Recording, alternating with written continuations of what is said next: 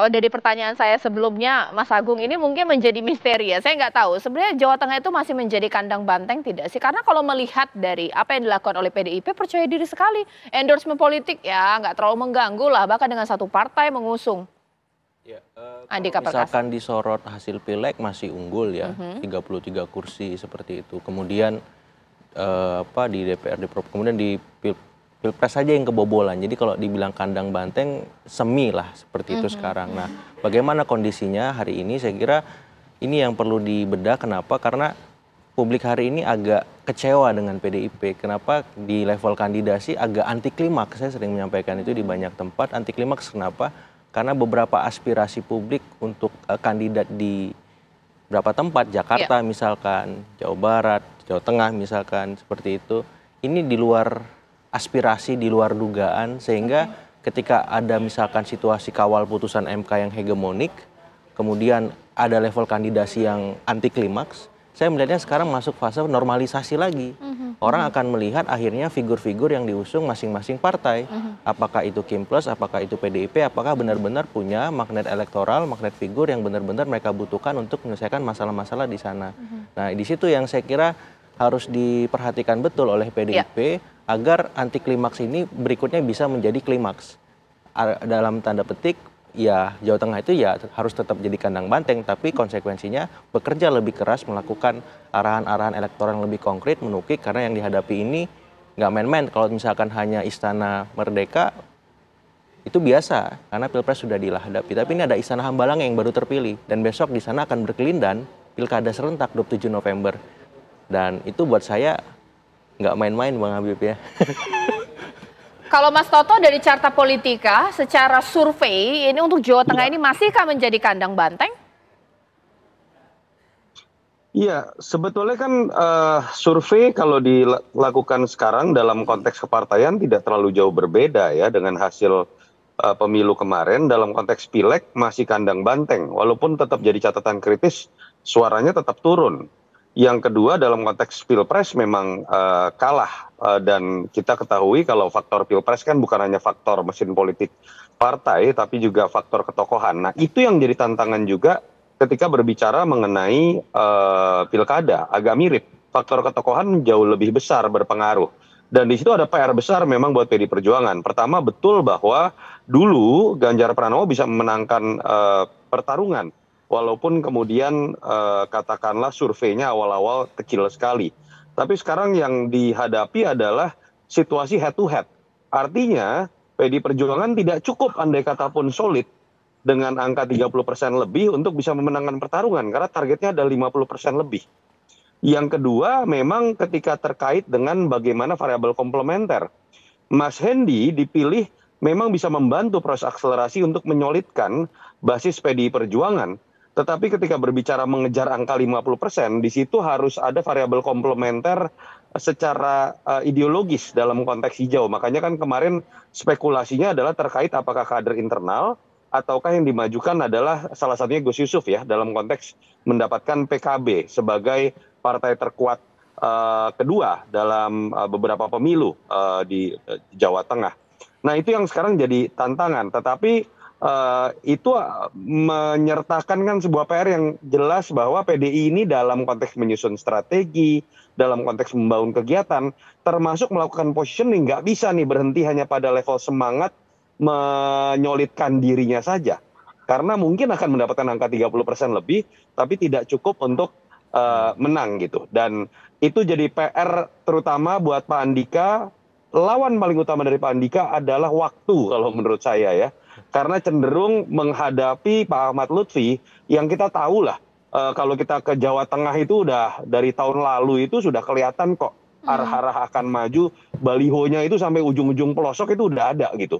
Dan itu yang menyebabkan menurut saya bagaimana akselerasi dari Pak Andika dan Mas Hendi dan tidak berhenti pada basis PDI Perjuangan itu harus dilakukan pada effort ekstra dibandingkan dengan apa yang bisa dilakukan oleh Ahmad Lutfi dengan Gus Yassin, apalagi Gus Yassin sudah punya investasi 5 tahun sebagai wakil gubernur dari Ganjar Pranowo. Mas Bimo bagaimana menanggapinya meskipun masih kandang banteng tapi harus effort ekstra ini untuk memenangkan Andika Perkasa, Mas Bimo? Betul.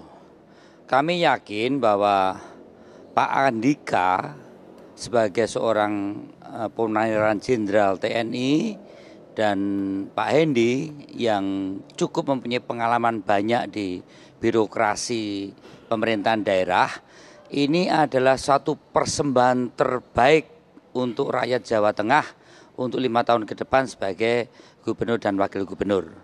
Kita menginginkan bagaimana Jawa Tengah ke depan adalah Jawa Tengah yang dipercayakan selama ini kepada PDI Perjuangan yang, mohon maaf, saya tidak merendahkan yang lain, belum pernah di dalam pilkada kita itu kalah, karena memang jawaban-jawaban aspirasi menyangkut kepentingan rakyat itu kita wujudkan betul. Bahkan 21 kepala daerah kita punya di Jawa Tengah, kalau ditambah dengan wakil, itu kita dapat 27 dari 35 kabupaten kota. Yang itu adalah mungkin sustain, termasuk, mohon maaf, saat kita dalam posisi di luar pemerintahan, waktu saat 10 tahun Pak SBY. Maksud saya begini, bahwa kesungguhan Partai PDI Perjuangan khususnya Ibu Megawati Soekarno Putri mengkhususkan melihat Jawa Tengah ini betul-betul bukan hanya kehendak elit kepentingan kami di tingkat pusat, tapi bagaimana kebutuhan rakyat Jawa Tengah yang sangat plural, baik di kalangan nasionalis maupun kalangan Nadilin dan kalangan Muhammadiyah dan yang lainnya termasuk kalangan kultural, ini betul-betul menjadi sesuatu tugas dari PDI Perjuangan untuk mewujudkan hal-hal yang menyangkut dari rakyat oleh rakyatnya kan nanti pada saat mencoblos gubernur. Untuk rakyat kan 5 tahun. Kami telah menjawab dari pilkada ke pilkada termasuk sebagai pilihan gubernur di Jawa Tengah itu adalah memberikan kepuasan kepada rakyat Jawa Tengah.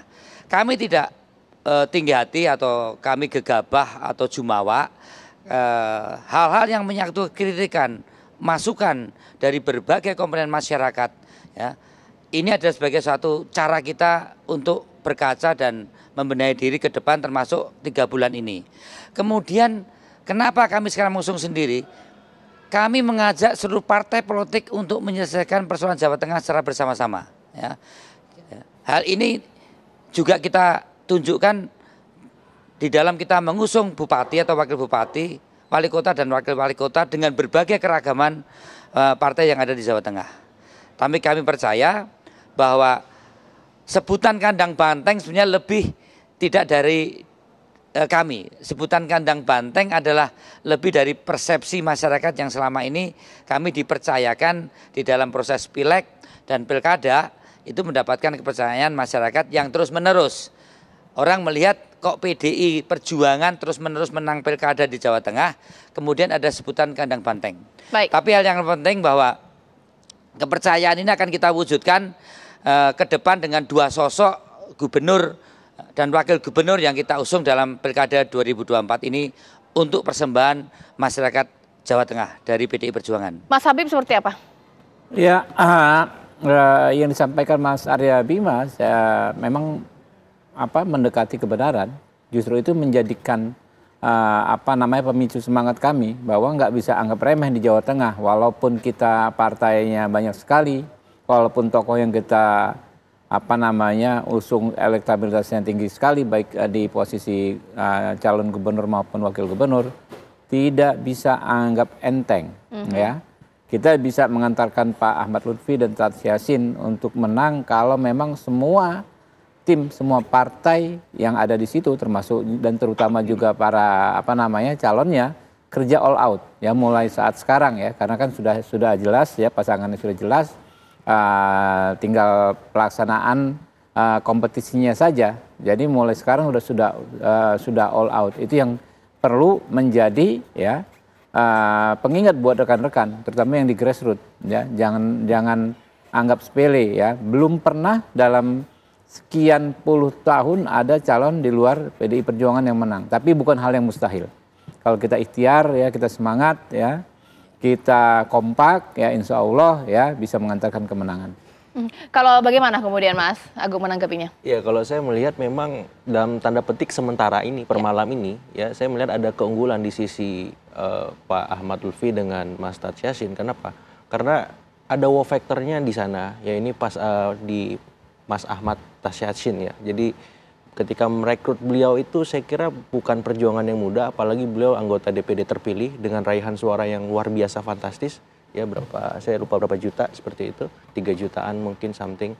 Intinya ketika ini dikawinkan Pak Ahmad Lutfi yang memang memiliki ceruk pemilih nasionalis, kemudian Pak Tash Yassin pemilih religius santri yang memang berbasis mengakar kuat di sana, ini hijau merahnya dapet gitu.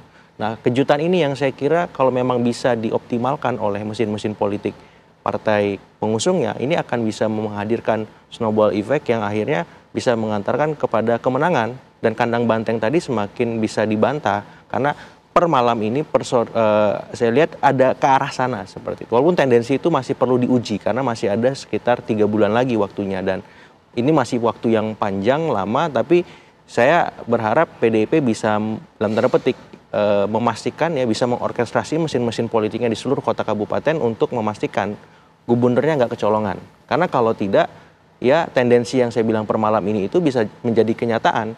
Karena pasangan Pak Andika dan Pak Hendi ini memang secara elektoral, personal, kurang ideal karena irisan masanya sama. Dan perjuangan untuk merambah ke curug pemilih yang hijau dan religius tadi, itu memang harus melibatkan multi aktor yang lain di luar nasionalis tadi ya, supaya apa? Supaya tendensi kemenangan di sisi Pak Ahmad Lutfi Tash Yassin bisa terreduksi juga.